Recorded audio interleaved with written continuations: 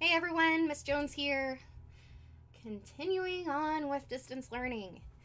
I hope that everyone is well, and I have just absolutely lost so much sleep worrying about you guys.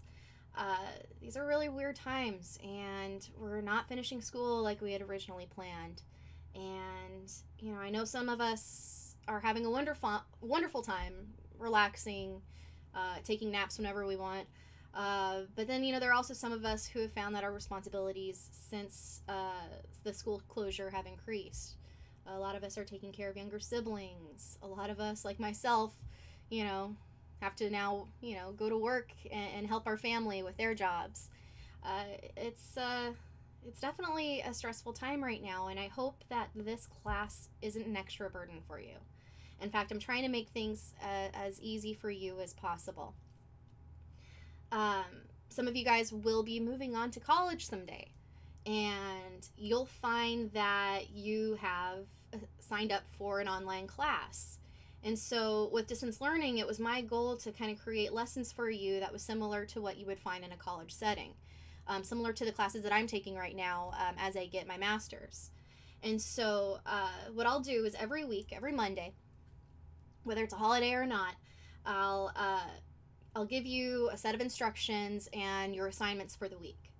Everything is due on Monday at 11:59 p.m. at night. You have until Monday every week to turn things in. So, for example, the work that I'm giving you today, this will be due on April 20th. I had to do a lot of thinking, and I decided that for my ninth graders that it's very important that you guys familiarize with Romeo and Juliet. And this is a tough text. It's very challenging.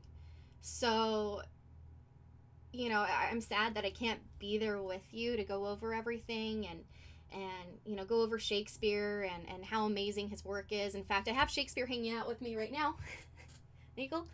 I bought that with the intention that we would have a Shakespeare birthday party, but like a lot of my great lesson planning ideas, it's been canceled. So if you want to celebrate Shakespeare's birthday on your own, I totally understand. I know I will be. And, I hope that you guys can have fun anyways. So let's go over our work for this week. So you'll find a set of instructions that looks just like this. And I'm not going to read this for you. You can read it on your own time. But it goes over what I expect from you, what's due, when it's due. I might include some extra resources for you that can help you out. I have the assignments that are due down here. They're in bullet points. And, I might go over a few other things that you might need to know. Excuse me. So this is probably the most important assignment that you'll be turning in to me this week. Like I said, I've lost sleep over you guys. I have no idea where you're at or what's going on. So this is just a short little reflection that you'll turn into me on Monday. And it'll just tell me what you've been doing these last 3 weeks. How has the COVID-19 crisis been for you? What have you learned about yourself? I hope that most of you guys have had an opportunity to rest and, to kind of recoup a bit. But, if there's something that you feel like I need to know as your teacher moving forward with distance learning, this is where you're going to write it. So, please be thorough, please be honest, and just tell me what's going on with your life. That's what I'm looking for here. And so, you can write however you like. This is creative writing. I'm not going to be really picky about grammar and spelling, even though I know you guys strive to have perfect grammar and spelling all the time. But I do ask that you write at least 200 words here. And if you're not quite sure how to do a word count on Google Docs, it's real easy. What you do is you just highlight the section that you want to know. You go up to the top where it says Tools. You go to Word Count, and it'll tell you right here. This is 102 words out of 108. Now, if you don't highlight what you want to check, what it'll do is it'll just give you the word count for the entire document. Make sure that you don't do that. Make sure that you're only checking the word count to your actual response. Don't include anything from me. And you'll just type your responses here in this box, 200 words, and you'll be good to go. Moving forward with Romeo and Juliet, I am including a lecture for you. You don't have to take any Cornell notes on this, but I do want you to look through it, familiarize with William Shakespeare and his life, who he was, where, what the Globe was like, what it was like, being in a play at this time. And then you'll also read this article right here. Now, this is a little biography on William Shakespeare. Okay, it's not very long, just a page and a half. And so you'll read this, and then at the bottom of the document, you'll see that I only ask you 7 questions here about the text. And so you'll just type those in there. Remember, this is English, so we always want to write our responses in complete sentences. It's a good skill to have. This will also be due on Monday. We'll be reading Romeo and Juliet using the Folger Shakespeare Library website. It looks like this. Isn't that cool?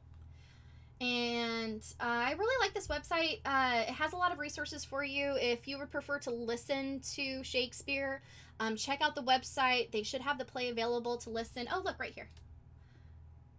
Okay, so they have audio recordings. You can listen to it if you wish. I'll also include a PDF. This is going to be the copy that we read as a class. And so there are only 5 acts. And this week, you're responsible for reading Act 1. And that includes the prologue and scene 1. It has links that'll take you exactly where you need to go. Oh, they're not working. But, you can still find it on the right page here. So, you'll start here reading the prologue. And what I want from you is I want to set a Cornell Notes using Google Docs. And so this is going to be its own assignment. You'll find the assignment. My expectations right here, I have a rubric. I want detailed notes. And so as you read the prologue, this is where you'll be typing in your notes right here. Remember, we always write the notes first, and then we go back and then we add the questions. The questions shouldn't be too hard for you. You guys know how to do Cornell notes. We've had a lot of practice with this throughout the year. You do the notes first, and then you question them over here. What are the names of the 2 houses in Romeo and Juliet? Okay, that would be your question. You guys can't see what I'm pointing at. That'll be your question right here. And, you would have the answer right here, Montague and Capulet right there. Okay. So next week, in my next video, I'll do a little summary of what Act 1 was about, what we learned. But you guys are responsible for reading this on your own. And these Cornell notes will definitely help you. This is going into the grade book. I do need a copy of these turned in April 20th. That's Monday. And lastly, you guys are probably wondering what we're doing with this. Okay, we all have our copy of Killing Mr. Griffin. And, I wasn't expecting to, be away from you guys for so long. I want you to hold on to these. In fact, I want you to read these completely on your own. At the end of the quarter, on May 25th, it's also Monday, you'll be doing a book review similarly to what we did in quarter 1. Remember when you wrote your first book review and you told me whether or not you would recommend this work to someone else? That you're going to do exactly the same thing. And so I'm looking for an introduction paragraph, at least 3 body paragraphs, and a concluding paragraph. Tell me what the book was about.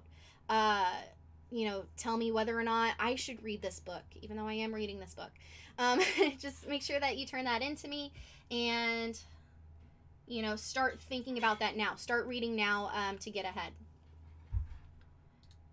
And I believe that's it for us this week. Hopefully you already saw my prior announcement about late work. What I did was I made copies of a lot of the things that we had already turned into the grade book. That's available for you on Google Classroom. Some of those documents weren't made. I can hear my husband doing dishes in the background right now. It's distracting me. Can you guys hear that?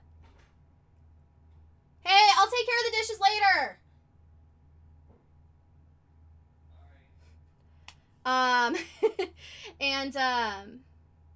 I lost my spot. Anyways, so hopefully you got to see the the late work forms that I made for you, there's a printable copy and there's also an online copy for you. Just make sure that you follow the directions. With late work, it's really important that you send that stuff to me separately. It's really confusing when I get these notifications from Google Classroom saying that so-and-so has turned in something that's already been turned in. It's hard for me to tell whether or not you're actually completed with the work or not. So by sending me an email and attaching your late work as either a document or as a link, if you're using Google Docs, that's going to make it easier for me to grade and put in the grade book. And so, you know, if you're completing some late work that you can't complete online, that you need to print, you need to write out, what you'll do is you'll actually just take a picture with your phone of your work, attach it to me in the email as either a JPEG or a PNG or a PDF. It doesn't really matter. Attach it as a part of your email. Or if you're turning in something that's done on Google Classroom, maybe on a Google Doc.